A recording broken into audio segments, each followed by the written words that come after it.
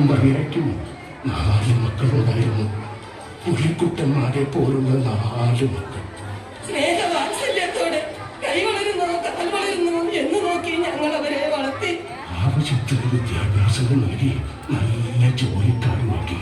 മൂത്ത മകൻ അപ്പച്ചൻകുട്ടി, രണ്ടാമത്തെ മകൻ വർഗീസുട്ടി, മൂന്നാമൻ ജോസൂട്ടി, 4ാമത്തെ മകൻ ദീപകളി കേട്ടുപോയി. അവന്റെ പേര് തോമസ് കുട്ടി. സമയാസമയങ്ങളിൽ 3 പേരുടെ വിവാഹവും കഴിഞ്ഞ തോമസ് കുട്ടി വജീവനുമായി. അങ്ങനെ അവർക്ക് ഭാര്യയും കുഞ്ഞുമക്കളുമായി ഞങ്ങൾ വളരെ സന്തോഷത്തോടെ അടിച്ചു പൊളിച്ചു ജീവിച്ചു. ഒരു ദിവസം അത് സംഭവിച്ചു. എല്ലാവർക്കും മാതാപിതാക്കളുടെ സ്വത്ത് വേണം. അവർക്കൊരു നേരത്തെ ഭക്ഷണം കൊടുക്കാൻ ആരുമില്ല, ഒരിറ്റ സ്നേഹം കൊടുക്കാൻ ആരുമില്ല. ഒന്ന് തിരിഞ്ഞു നോക്കിയോ നിങ്ങൾ?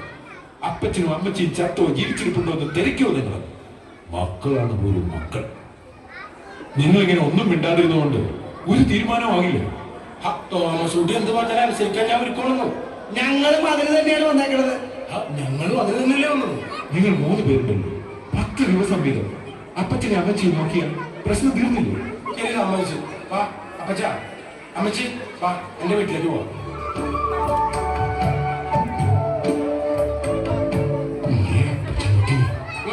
എന്ത് വേണം? അപ്പന്റെ കണ്ണടയുടെ ചില്ല് 2 പൊട്ടിയിടാ. ഒന്ന് മാറിത്താടാ. എന്തെങ്കിലും ഒന്ന് വായിക്കാനോ? പിന്നെ വായിച്ചു പഠിച്ച് പരീക്ഷ എഴുതാൻ പോണല്ലേ? അവിടെ വല്ലയിടത്തും പോയി അടങ്ങി വന്നിരിക്കപ്പ. ഒരു വായനക്കാരൻ വന്നിരിക്കുന്നു. എന്താ നിങ്ങൾ ഇങ്ങനെ വിഷമിച്ചിരിക്കണേ? എന്ത് പറ്റി? ഒന്നുമില്ല ചേച്ചി, ഞാൻ പോയിട്ട് വരാം. ഒരു 10 ദിവസം കഴിഞ്ഞ് വന്നാ മതി. നാളെ വരാം. വേണ്ട, നീ കുറച്ച് ദിവസം അവധി എടുത്തോ. അല്ല, ഈ മുതുക്കനും മുതുക്കി മുന്നിക്കൊക്കെ തിരിക്കണ. അകത്തോട്ട് വാ, 100 കൂട്ടം പണിയുണ്ട്. എനിക്ക് സീരിയല് കാണണം. എന്തോ ജീവിതത്തില് ഒരുപാട് സന്തോഷിച്ചവനാണ് ഞാൻ.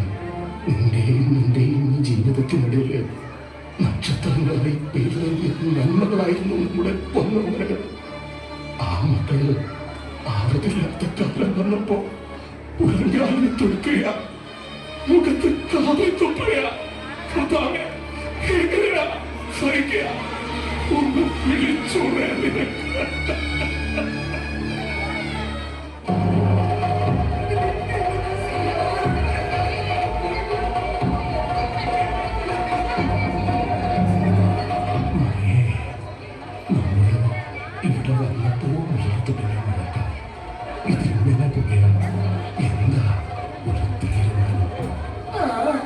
എന്നും കൂടി കഴിഞ്ഞ നമുക്ക് അവിടെ നിന്ന് പോകാം. പണ്ടൊരു കഥ കേട്ടിട്ടുണ്ട്. വിരുന്നുകാരനെ ഒടിക്കാൻ ഭാര്യയും ഭർത്താവും വഴക്കിട്ട കഥ. മക്കളെ കണ്ടും മാമ്പു കണ്ടും കൊതിക്കരുതെന്ന കാരണവന്മാര് പറയണത്. നീ എന്റെ കയ്യിൽ മുറുകെ പിടിച്ചു. ജീവിതാന്തം വരെ ഒരു 3 പടിയായി താനും തലരുമായി ഞാനും തന്നുകൂടെ. 4 മക്കൾ തമ്മിൽ ചോദിച്ചിരിക്കെ നിന്നെ ഒരു അനാഥയാക്കാൻ എനിക്ക് വഴിയടി. വേഗം നടന്നോടി, വേഗം നടന്നു. സൂര്യന്റെ ദുഃഖം വിട പറയുമ്പോൾ അറിയുമോ?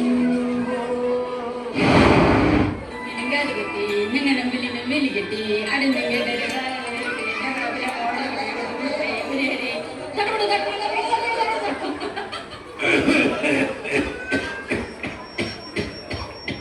അമ്മക്കുട്ടി, ഡോണ്ട് ഞാൻ പറഞ്ഞത് നീ മറന്നോ? Go inside.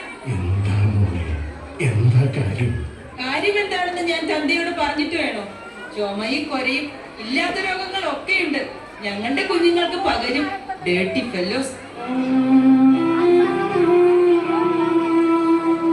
മോളെ, അപ്പന് മാറാരോഗമൊന്നുമില്ല. സാധാരണ ചുമയാ. അത് മാറിക്കൊള്ളും. മാറിക്കോളും. കുഴിയിൽ വെക്കണം.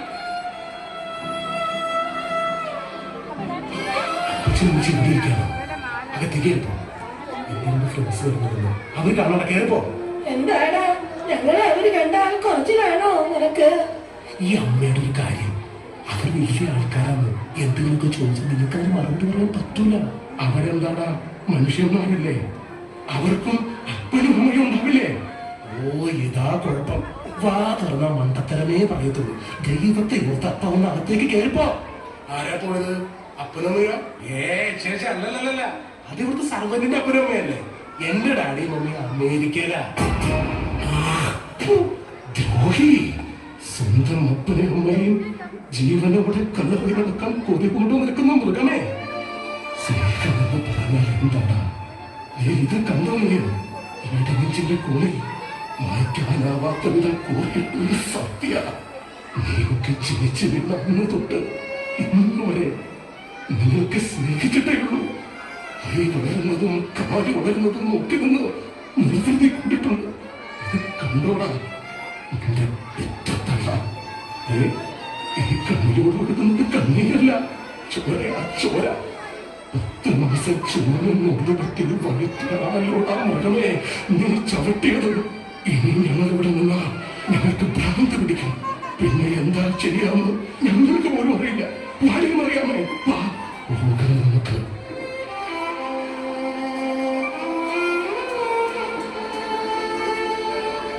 എല്ലാവരെയും വിളിച്ചിട്ടുണ്ട്. ഇപ്പൊ എത്തും. അപ്പച്ചനും അമ്മച്ചി ഈ ചായ കുടിക്കും. എന്ത് പറ്റിയെന്തോ ഇന്ന് ആരെയും കണ്ടില്ല. ഞങ്ങള് രാവിലെ മുതൽ പള്ളിമറ്റത്ത് ഇരിക്കണതാ. ഞാൻ പിതാവിനെ കാണാൻ എറണാകുളം വരെ ഒന്ന് പോയി. ഉച്ചയ്ക്ക് വരെ കഴിച്ചോ? ഇല്ല, ഒന്നും കഴിച്ചില്ല. എന്റെ ദൈവമേ, രാവിലെ മുതൽ പട്ടിണിയായിരുന്നു.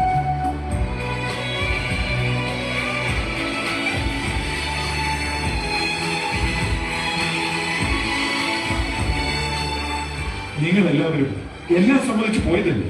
എന്നിട്ടെന്താ അപ്പനും അമ്മയും ആർക്കും വേണ്ടാത്ത പട്ടികളെ പോലെ ഈ പള്ളിമുറ്റത്ത് വൈകുന്നേരം വരെ പച്ചവെള്ളം പോലെ കുടിക്കാതിരുന്നത്? ഞാൻ കഴിഞ്ഞ മാസവും ഈ മാസവും 10 ദിവസം കൃത്യമായി നോക്കിയതാണ്. ഇന്ന് എന്റെ ദിവസമല്ല. ഞാനും കഴിഞ്ഞ മാസവും ഈ മാസവും 10 ദിവസം നോക്കി. ഇന്ന് എന്റെ ദിവസമല്ല. പിന്നെ ഇന്ന് എന്റെ ദിവസമാണെന്നാണ് നിങ്ങൾ പറയുന്നത്. കഴിഞ്ഞ 10 ദിവസം വരെ എന്റെ വീട്ടിൽ തന്നെയായിരുന്നു. ഇന്ന് എന്റെ ദിവസമല്ല. നിങ്ങൾ എന്തൊക്കെയാണ് ഈ പറയുന്നത്? എനിക്കൊന്നും മനസ്സിലാവില്ല. എന്തായാലും ഇന്ന് എന്റെ ദിവസമല്ല.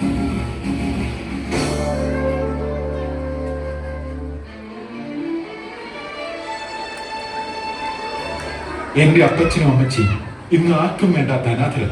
അപ്പനെയും അമ്മയെയും 10 ദിവസം നോക്കാൻ വിരിച്ചപ്പോ ഈ 31-ാം തീയതി മറന്നു. കഷ്ടം. നീ വിഷമിക്കണ്ട മോനെ. നീ വിചാരിച്ച ഞങ്ങളെ വല്ല അനാഥാലയത്തിലൊക്കെ കഴിയില്ലേ? എന്റെ ചേട്ടന്മാർക്കറിയോ ഈ അപ്പച്ചനെ അമ്മച്ചിനെയും കണ്ണീരിന്റെ വില? ഒരിക്കൽ നിങ്ങൾ ഈ കണ്ണീരിന്റെ കണക്ക് പറയേണ്ടി വരും. നിങ്ങൾക്ക് മക്കളുണ്ടല്ലോ, നിങ്ങളും പ്രായമാണ്. എന്നെങ്ങനെ ഇരിക്കുമെന്ന് കരുതുന്നുണ്ടോ? തോമസ് കുട്ടി, അവരെ വഴക്ക് പറയണ്ട. അവരുടെ മനസ്സ് വിഷമിക്കും. വാ നമുക്ക് പോകാം. അപ്പച്ചനപ്പച്ചി അനാഥാലയത്തിലൊന്നും പോകണ്ട. എന്റെ വീട്ടിലേക്ക് പോരി. എന്തിന്? നിങ്ങൾ ടൂർ പോകുമ്പോൾ പുറത്തിട്ട് പൂട്ടാൻ? അതോ വേലക്കാരിയെ പറഞ്ഞു വിട്ട് അടിമകളെ പോലെ പണിയെടുപ്പിക്കാനോ? അത് കിട്ടിയതുപോലെ എന്ന് പറഞ്ഞ് കഴുത്തിന് പിടിച്ച് ഞെക്കാൻ? വളർത്തുമൃഗത്തോട് കാണിക്കുന്ന കാരണമെങ്കിലും കാണിക്കായിരുന്നില്ലേ നിങ്ങൾക്ക് വിരോധം? വേണ്ട മോനെ, വേണ്ട. ഒന്നും പറയണ്ട. ഇവിടെ കൂടെ ഞങ്ങളെ വിടല്ലേ. എന്റെ ചേട്ടന്മാരൊന്ന് മനസ്സിലാക്കിയത് നല്ലതാണ്. സീനിയർ സിറ്റിസൺസ് ആക്ട് 2007 എന്ന ഒരു ആക്ട് ഉണ്ട്. അത് പ്രകാരം ഒരു പരാതി ഇവർ നിങ്ങൾക്കെതിരെ കൊടുത്താൽ നിങ്ങൾ കോടതി വരാന്തയിൽ കിടന്ന് നിരന്ന് ശിക്ഷയും കിട്ടും. വേണ്ട മോനെ, വേണ്ട. കേസ് കൊടുത്തു വരേണ്ടതില്ല. ഈ സ്നേഹവും സംരക്ഷണവും ഈ തിരിച്ചറിവ് എന്റെ സഹോദരന്മാർക്ക് ഇല്ലാതെ പോയത്. ഇതുപോലെയുള്ള മാതാപിതാക്കൾ ഉള്ളതുകൊണ്ടാണ് മക്കൾ കോടതി കയറാത്തത്. അവരോട് ദൈവം ചോദിച്ചോളൂ. വാ നമുക്ക് പോകാം. സമൂഹത്തിന്റെ അടിസ്ഥാന ഘടകമാണ് കുടുംബം. അത് ഭാവി തലമുറയുടെ പരിശീലന കളരിയാണ്. ജനിച്ചു വീഴുന്ന ഓരോ കുഞ്ഞിന്റെയും പ്രഥമ അധ്യാപകരാണ് മാതാപിതാക്കൾ. അതിനാൽ സ്നേഹത്തിന്റെ, വിട്ടുവീഴ്ചയുടെ, സൗഹൃദത്തിന്റെ സന്മാതൃകകൾ പകരാൻ നമ്മുടെ കുടുംബങ്ങൾക്കാകട്ടെ. നമ്മുടെ കുടുംബങ്ങളിൽ സർവേശ്വരന് ഇടമുണ്ടാകട്ടെ. അപ്പോൾ നാളെയുടെ പ്രതീക്ഷകളാകുന്ന ഇളം തലമുറയെ ലോകത്തിന് സമ്മാനിക്കാൻ നമ്മുടെ കുടുംബങ്ങൾക്ക് നന്ദി. നമസ്കാരം.